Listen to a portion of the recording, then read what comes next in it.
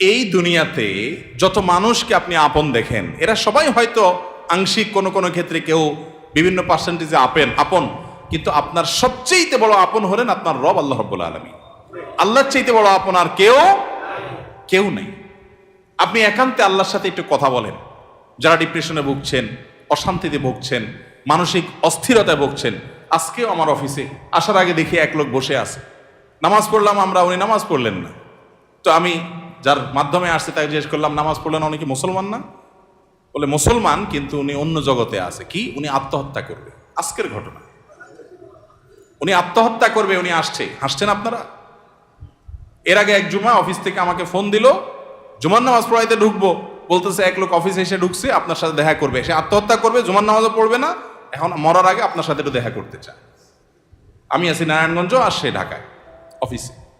ভাইরা আমার, আপনারা হাসছেন? ঘরে ঘরে অশান্তির সমুদ্র চলছে, ঘরে ঘরে মানুষের মধ্যে অশান্তির হাবুডুবু খাইতেছে।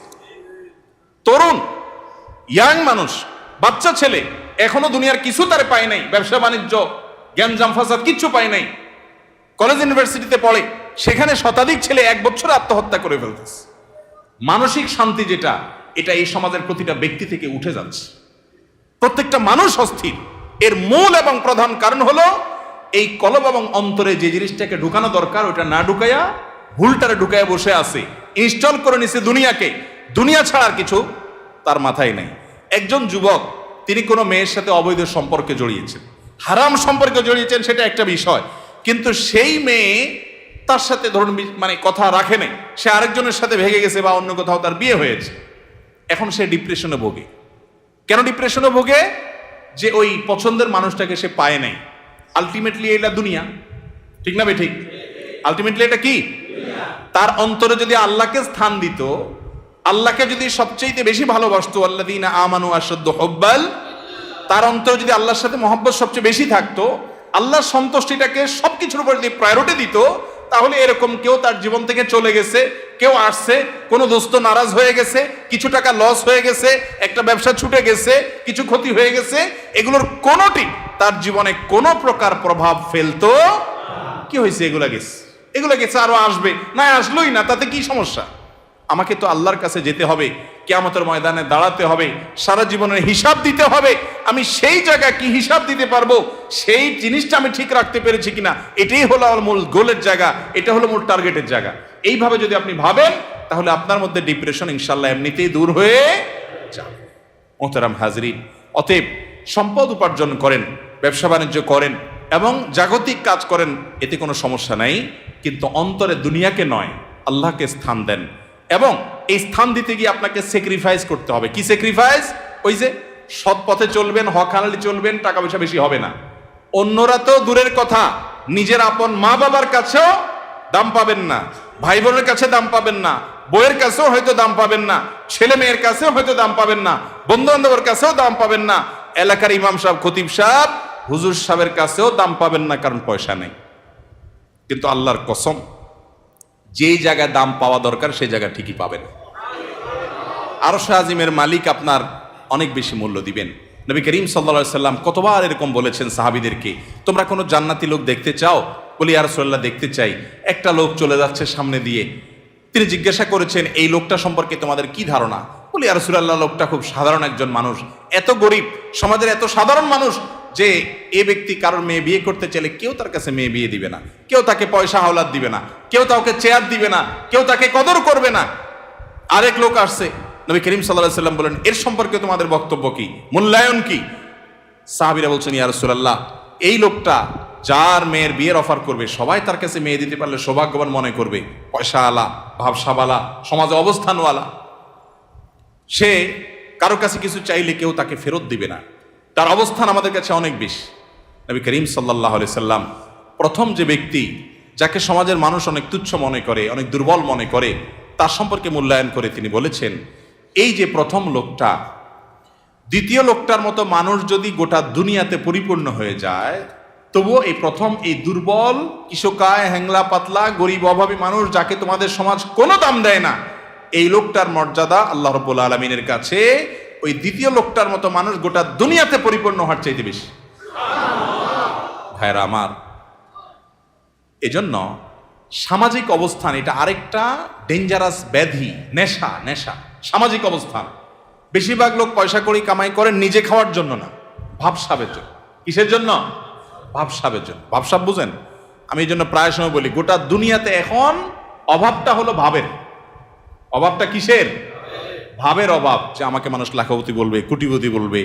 অনেক লোক দেখবেন যে বিদেশে হয়তো উনি সাধারণ একটা কাজ করেন, কিন্তু দেশে আইসা মাশাআল্লাহ কোট টাই বুট, ঢাকা শহরে হয়তো কোনো একটা দোকানে কাজ করেন, কিন্তু গ্রামে যায় মাশাআল্লাহ এমন ভাবে পরিপাটি হয়ে যান যে উনি ঢাকা শহরের বিশাল শিল্পপতি। আছে না নাই?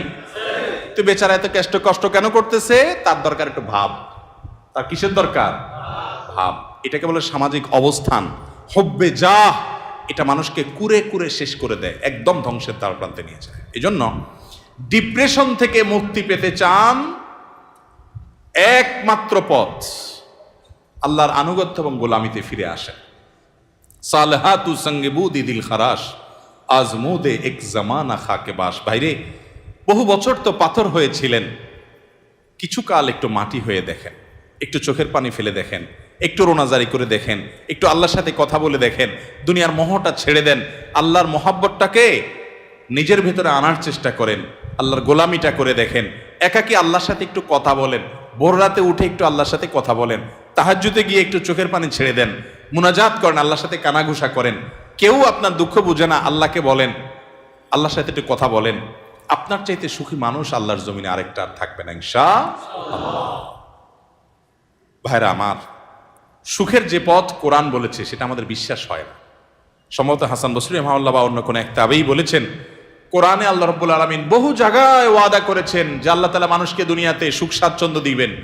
মান আমিলা সালিহাম মিন যাকারিন আও উনসা ওয়া মুমিন ফালানুহইয়ান্নাহু হায়াতান তাইয়্যিবা। নারী হোক আর পুরুষ হোক, যে ব্যক্তি ঈমান আনার পর নেক আমল করবে, আল্লাহ নির্দেশ মতো নিজের জীবনকে পরিচালিত করবে, এটাই তার জীবনের মূল টার্গেট। এটা ঠিক রেখে পয়সা আসলে আসুক, না আসলে নাই, ব্যবসা থাকলে থাকুক, না থাকলে নাই, আল্লাহর আনুগত্যটাকে মূল রেখে চলে। আল্লাহ রাব্বুল আলামিন ওয়াদা করেছেন দুটি বিষয়ের। এক, ফালানুহইয়ান্নাহু হায়াতান তাইয়্যিবা, তাকে অবশ্যই অবশ্যই, যারা মাদ্রাসার ছাত্র বা আলেম ওলামা তারা জানেন, ফালানুহইয়ান্নাহু লামে তাকিদ বা নুনে তাকিদ সাকিলা, তিনটা তাকিদ দিয়ে আল্লাহ বলেছেন ফালানুহইয়ান্নাহু, অবশ্যই অবশ্যই অবশ্যই আমি তাকে দুনিয়াতে সুখী জীবন দিব। আল্লাহ তাআলা বলেন নাই সম্পদের পাহাড় গড়তে পারলে, বিশাল বড় চেয়ারের মালিক হতে পারলে, গদি দখল করতে পারলে, সামাজিক অবস্থান হলে ওই ব্যক্তিকে আমি সুখ দিব। আল্লাহ বলেছেন ঈমান আনার পর যদি নেক আমল করো, আল্লাহর গোলামি যদি কেউ করতে পারে সমস্ত ক্ষেত্রে, যে আল্লাহর আনুগত্য ঠিক রেখে দুনিয়ার সব ঠিক থাকলে থাকুক, আর না থাকলে সব বাদ, আমার বন্ধু অন্তরে তাকে জায়গা দিলাম যতক্ষণ পর্যন্ত আল্লাহ রাব্বুল আলামিনের কোনো আদেশ নিষেধ লঙ্ঘন না হয়।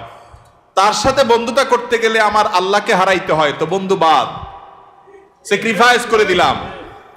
আমি কোনো গ্রুপকে, কোনো বলয়কে আমি পছন্দ করি, ভালো লাগে তাদেরকে, কিন্তু তাদের ভালো লাগতে গেলে দেখি না আল্লাহর ভালো লাগা আর পাওয়া যায় না, তো বাদ, আমার জীবন থেকে আমি সরাই দিলাম। আমি একটা ব্যবসা করতে যাচ্ছি, বিশাল বড় লোভনীয় অফার, হাতছানি পয়সার, কিন্তু এটা করতে গেলে আমার আল্লাহর নিষেধাজ্ঞা লঙ্ঘন করতে হয়, হারাম করতে হয়, তো বাদ, এ লোভ ছেড়ে দিলাম।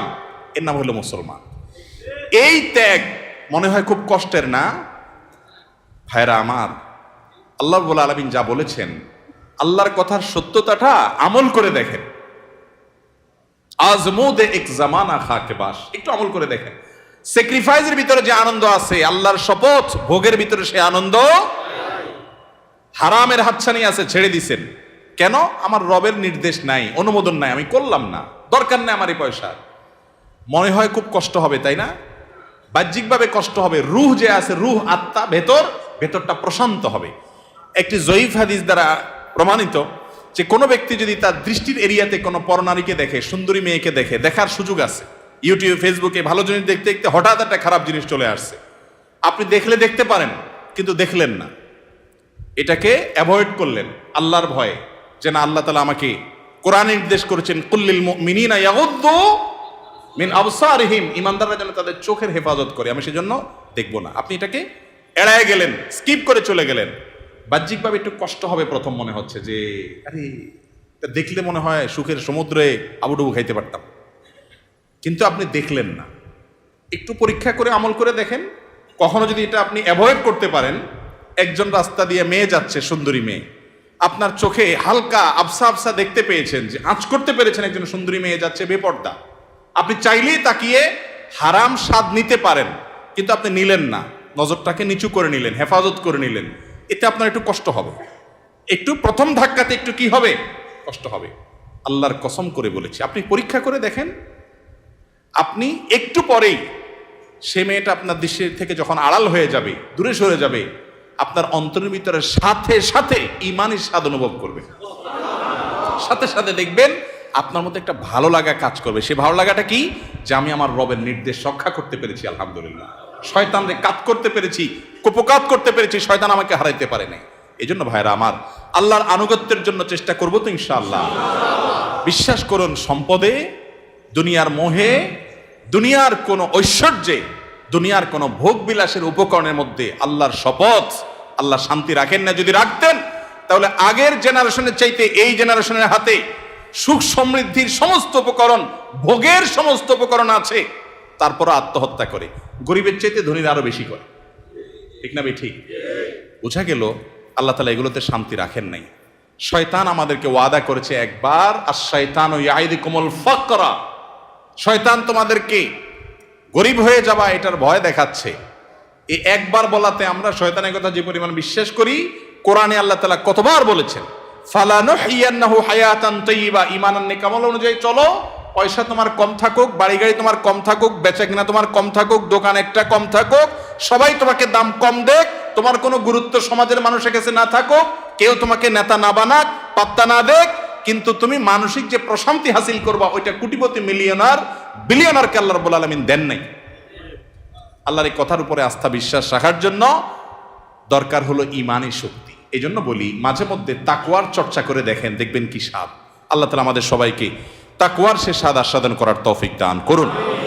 এবং ডিপ্রেশন এবং মানসিক যে অশান্তিতে মানুষ ভুগছে আজ, এটার মূল কারণ হলো দুনিয়ার মোহে অন্ধ হয়ে যাওয়া। দুনিয়ার মোহ এটা মানুষকে পাগল পরা করে দেয়, অস্থির করে দেয়। আর যখন অল্পে তুষ্ট থাকে মানুষ, যা পেয়েছে তাতে শুকর আদায় করে, আল্লাহ তাআলা নগদ শান্তি দান করেন। আল্লাহ তাআলা আমাদের সবাইকে মানসিক প্রশান্তি দান করুন।